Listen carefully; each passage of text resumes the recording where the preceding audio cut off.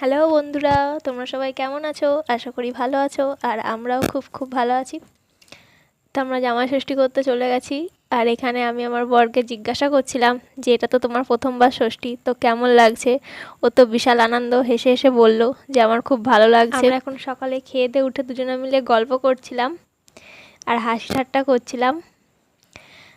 আর এদিকে আমার বড় মা দুপুরে যা যা রান্না হবে তার আয়োজন করতে রেডি হয়ে গেছিলো। যেহেতু জামাই এসেছে বলে কথা, বাড়িতে একটু ভালো মন্দ তো রান্না করতেই হবে। আর বড়মা এখানে ইলিশ মাছের মাথা ভাজছিল জামাইকে খেতে দেবে বলে। আর ওদিকে ইলিশ মাছ, বেগুন ভাজা, শাক ভাজা, আরও অনেক কিছু রান্না হবে। সেগুলো তোমাদেরকে সব দেখাবো একে একে। আগে রান্নাটা হয়ে যাক, তারপর তোমাদের সাথে সব শেয়ার করব। আমাদের রান্নাবাড়ি তো পুরো কমপ্লিট, কিন্তু আমার আর ভিডিও করার কথা মনেই ছিল না। আসলে অনেক দিন পর সব ভাই বোনরা এক জায়গায় হলে পারে যা হয় আর কি।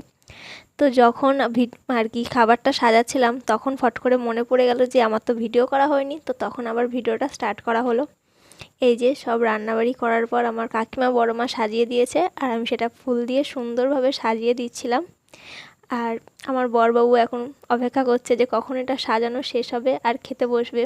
যতই হোক ফার্স্ট জামাই ষষ্ঠী বলে কথা, একটু তো আনন্দ হবেই। তো দেখতে থাকো লাস্ট অবধি যে ফাইনাল লুকটা কীরকম লাগে। এই যে আমার বর খেতে বসে পড়েছে, আর এটা হচ্ছে পুরোপুরি সাজানো কমপ্লিট হয়ে গেছে। তো যদি ভিডিওটা ভালো লেগে থাকে, লাইক কমেন্ট